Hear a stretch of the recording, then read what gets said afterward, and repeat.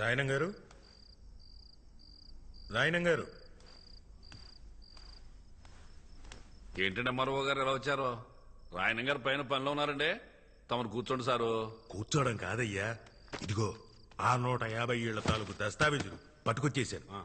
రాయనం గారికి రాయనం fishing yard పనులు మొదలు పెట్టుకోవడమే ఆలస్యం. వెళ్ళి త్వరగా పిలవయ్యా. అలాగే సారు.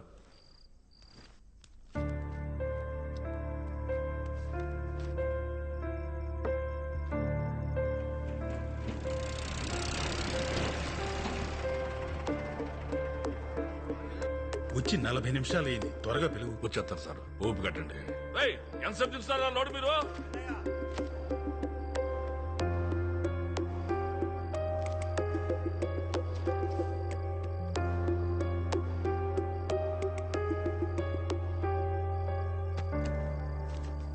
రాయనం గారు, రాయనం గారు.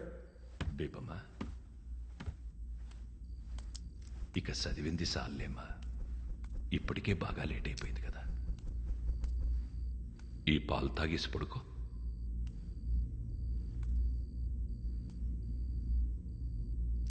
ఇక చాలమ్మా, ఆ పుస్తకాలు పక్కనెట్టు. నా మాటిని పాలు తాగేసి పడుకో. నా బుజ్జి కదూ.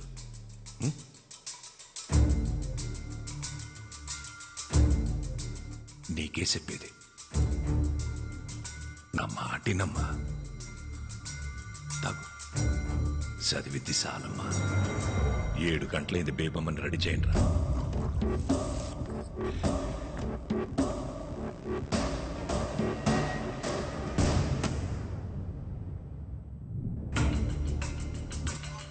స్టూడెంట్స్, ₹1000 ఇచ్చారు తెలుసా? మరోగారు ఇంపై కూర్చోండి. గదిలో లేబమ్మ లేదయ్యా, ఖాళీ కూర్చుతో మాట్లాడుతున్నాడు. ఎదురుగా బేబుని పెట్టుకునే ఇంట్లో వాళ్ళకి పిచ్చిగాని పట్టింది. రండి సార్, ఎవరినైనా పిలవండి, ఆడు చెప్తాడు నిజమే. నా మాటిని రండి.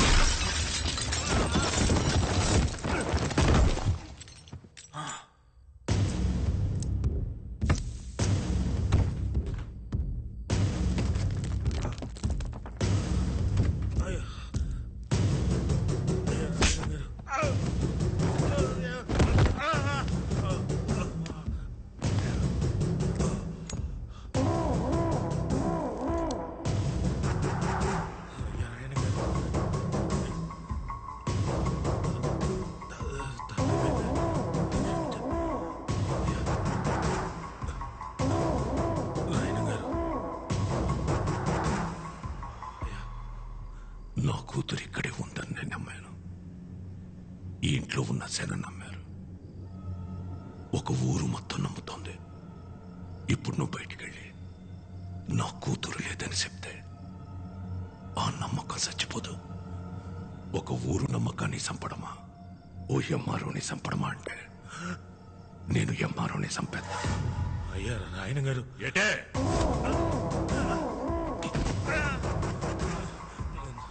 నాకు కూడా బేబం కనపడుతున్నారండి.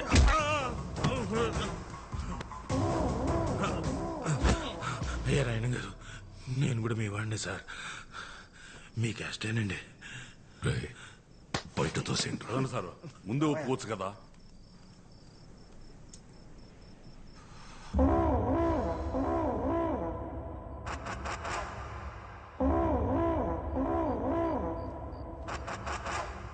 ఒరే పిచ్చనా కొడక, నిజం చెప్పిన ఎంఆర్ఓని ఎందుకురా కొడతావు? ఆడు చెప్పిందే నిజం. నీ కూతురు ఇంట్లో నుండి వెళ్ళిపోయి ఇయాల్టికి సుమారు 5 నెలలైంది. అది ఇంకా ఇంట్లోనే ఉందని ఊరు జనాల్ని మొత్తం పరువు గురించి ఆలోచించాల్సిన అవసరం నీకు లేదు. ఎందుకంటే నువ్వు కూతురుతో పాటు కొడుకుని కూడా కన్నావు కదా. నీ పరువు ఎక్కడ తిరిగినా సాయంత్రానికి ఆడి ఇంటి కట్టుకొచ్చేస్తాడు. నాన్న, నేను కూతుర్ని కన్నాను. నా పరువు ఏ ఊళ్ళో తిరుగుతుందో తెలియకుండా ఈ ఊళ్ళో తిరగడం ఎంత కష్టమో నీకు తెలుసా? దొరికితే ఆడు సావాలా, లేదంటే నేను సావాలా? ఏటే అరే ముసలి, జ్వరం ఉన్నదని ఏటకు రావద్దన్నాను కదా, ఎందుకు వచ్చా? ఇప్పుడు వెళ్ళలేదనుకో మళ్ళీ సాయంకాలం వచ్చి పడుస్తాను. రాసి మీ ముసలి దగ్గర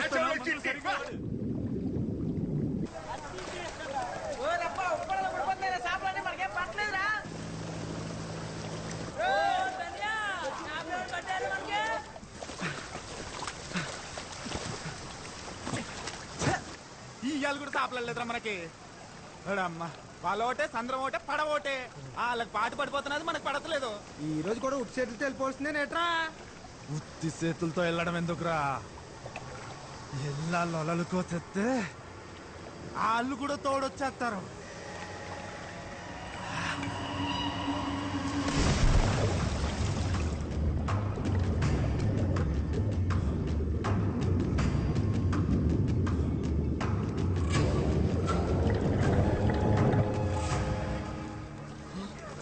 ఇదేంటి పొలం వెళ్ళి కూర్చుంది. మాయా పట్టం వాళ్ళు మన వాళ్ళని మళ్ళా కొట్టేశారు.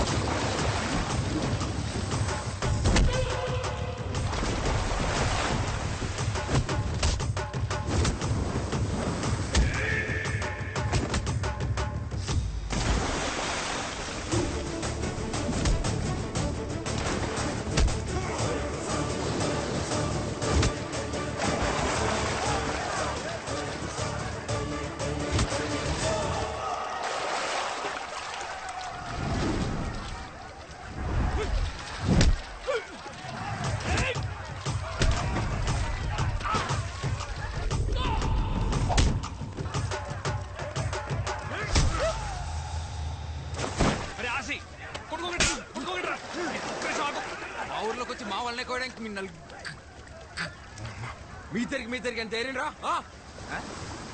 నలుగురుంటే ఇద్దరిద్దరు అంటావేట్రా? నలుగురిలో కావుంది కదా.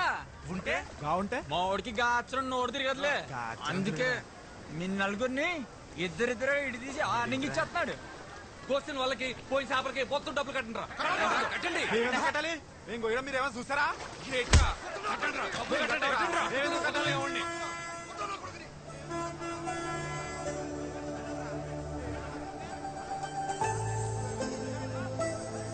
తాలింపు బస్సు ఊర్లోకి వచ్చేంద్రా. పదరం మనం కాలేజ్కి పోదాం.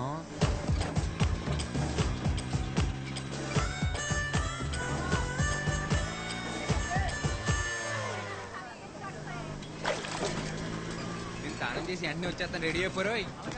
మన సంతలో లంగా జాకెట్ చూసానే, బాగుంది. నీ బిందులా పోమండి.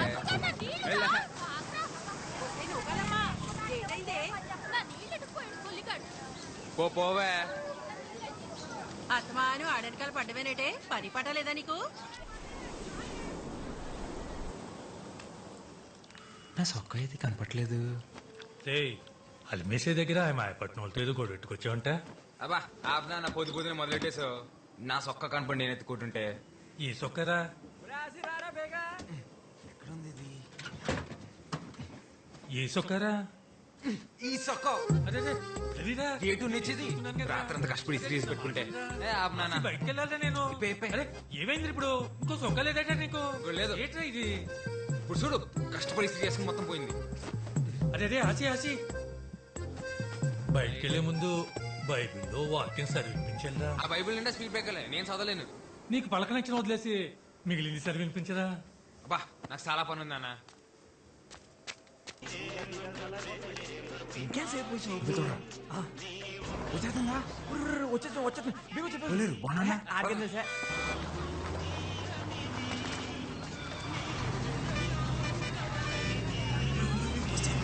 బస్సు వెళ్ళిపోతుంది. పంటిలో బాబు బీగ బీగ బీగ పద. పోనీ పోనీ. ఇటైపోయిందంటావా? ఏదిరా అటైపోయినట్టుంది. పోనీ పోనీ పోనీ. డ్రైవర్ చూస్తాడు, జాగ్రత్త జాయిర్ పోనీ. పోనీరా. అరే ఇదేంటి దీనికి ఏమైపోయినది? తెప్పిసిందా బండి చూసుకో. సరేలే.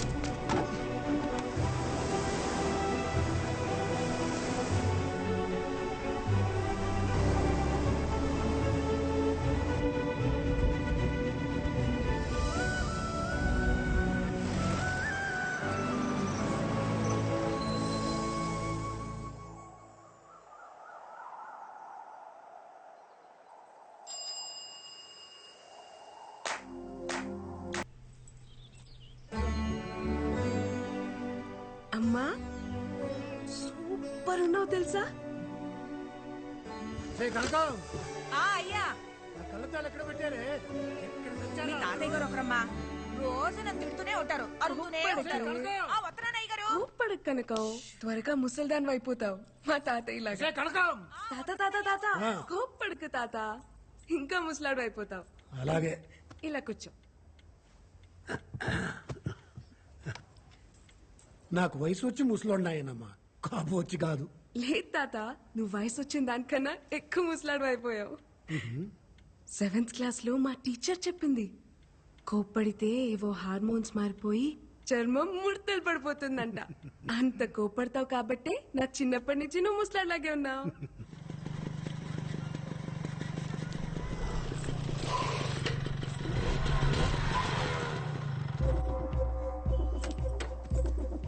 ఆగవే, మొత్తానికి నీ పంతం నెగ్గించుకున్నావే. మా ఆయన ఒప్పించి టౌన్ లో కాలేజ్ జాయిన్ అయిపోయావు. ఎప్పుడు ఊరికి రాని బస్సు నీకోసం ప్రత్యేకంగా మా ఊరికి రప్పించేశాడే. మామూలుగా లేవే. అయినా ఉన్న బరువులు చాలబట్టే కొత్త బరువులు మోయడానికి. ఆ బ్యాగ్ ఇటీ, ఆ బ్యాగ్ ఇటీ.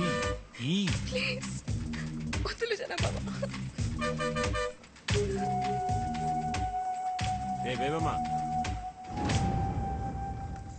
నూకాలమ్మా చెప్పండి ఫాదరయ్య గారు. పోయిన వారం దేవుడేం చెప్పాడు?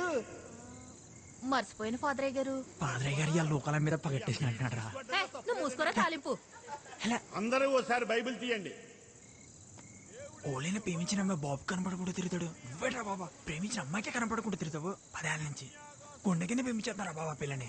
ఒరే ఓ పాలి చూసేసిందనుకో, అవును కదా తేల్చేస్తుంది. అవునంటదని చెప్పలేం, కాదంటే మళ్ళీ చూడలేం. అందుకే చూడకుండా ప్రేమించేస్తున్నారా? నీ మూమెంట్ బానే ఉంది. ఆ పిల్ల అంకాలు నువ్వు, నీ అంకాలు నేను తిరిగి తెడ్లు అరిగిపోతున్నాయి ఇక్కడ. పాదరయ్య గారు పగట్టేసిలా ఉన్నాడు. ఆదికాండం 3వ అధ్యాయం. ఆదిలో దేవుడు ఆదామును సృష్టించాడు. ఆ తర్వాత ఆడి గాలికి తిరుగుతుంటే అలా తిరిగి తిరిగి పిచ్చోడైపోతాడేమో అని భయపడి, ఒరే ఆదాము ఇలా రా అని పిలిచి కొద్దిగా నిప్పెడతాది భరించు అని చెప్పి వాడి పక్క చెముకుని ఇరిచి అవ్వను తయారు చేశాడు. అది బైబిల్ నందు ఆడపిల్ల పుట్టుక గురించి దేవుడు చెప్పిన మాట. ఆడపిల్ల కావాలంటే పక్కన పిల్లలు కుట్టేసుకున్నమాట. అలా చెప్పారా? అదేట్రా మరి, మన ఊర్లో అబద్ధాలు ఆడితేనే ఆడపిల్ల పుడతారంటారు. అవునా? ఒరే అబద్ధాలు ఆడితేనే ఆడపిల్ల పుడతారంటే మరీ ఇంత అందత్తి పుట్టిందంటే మినిమం వీళ్ళు బాబు మటర్ ఏమైనా చేసి ఉంటాడేట్రా?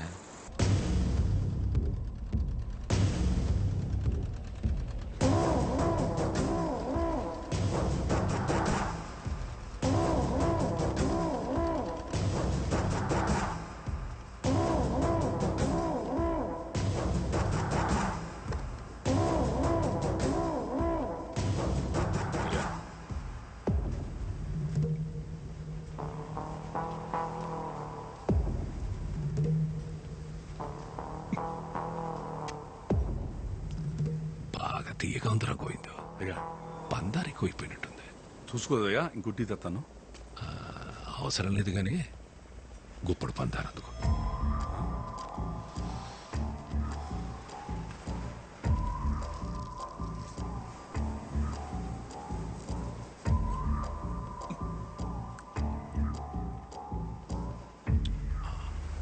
నోరు తీపనిపించిందనుకో, టీ తీపనిపించదు. ఏ విషయానైనా డీల్ చేయాలంటే వ్యవహారం మొత్తం పాడు చేయని అవసరం లేదు. దాంట్లో మనకి నచ్చని గుణాన్ని తీసేస్తే చాలు. ఏటే ఎరా రంపే, ఊళ్ళో జనాల జబ్బులకి చిట్టీలు రాసి రాసి అలవాటైపోయి నువ్వు నీ స్నేహితుడు నా మీద కలెక్టర్కి ఏదో చిట్టి రాశారంట. ఏంటి మరి రాయరేంటండి? నేనే రాయమన్నాను. ఎత్తులో ఉన్న ఇళ్ళని వదిలేసి వెళ్ళిపోమంటే ఎక్కడ పోతామండి? మేము వేసుకెళ్ళి పడవలు మేము కానీ సముద్రం మాత్రం మీ సొత్తు కాదు కదండి. ఫిషింగ్ యార్డ్ కట్టడానికి మేము ఒప్పుకోమండి. రాయనం ఫిషింగ్ యార్డ్ అది నా అవసరం కాదు, గౌరవం. అయ్యా వాళ్ళ అమాయకులయ్యా. ఉన్నట్టుండి వాళ్ళు ఇల్లు ఖాళీ చేయమంటే పిల్ల జల్లా రోడ్డుని పడిపోతారయ్యా. ఆ అమాయకులని ఎవరు చెప్పారా ఆరంపి? అమాయకులైతే సముద్రం నుంచి కొట్టుకొచ్చిన చేపను పట్టుకుంటారు గాని చేపను పట్టుకోవడానికి సముద్రం మధ్యలోకి వెళ్ళారా? నా కంఠంలో ప్రాణం ఉండగా జరగనివ్వనండి. నూరుంది కదా అని పారేసుకుంటే నాలంటోడికి ఏదో ఒక రోజు దొరికెత్తదిరా. అప్పుడొచ్చే మాటని కాదు, అది పుట్టే చోటు నరికెత్తాడు ఈ రాయనం.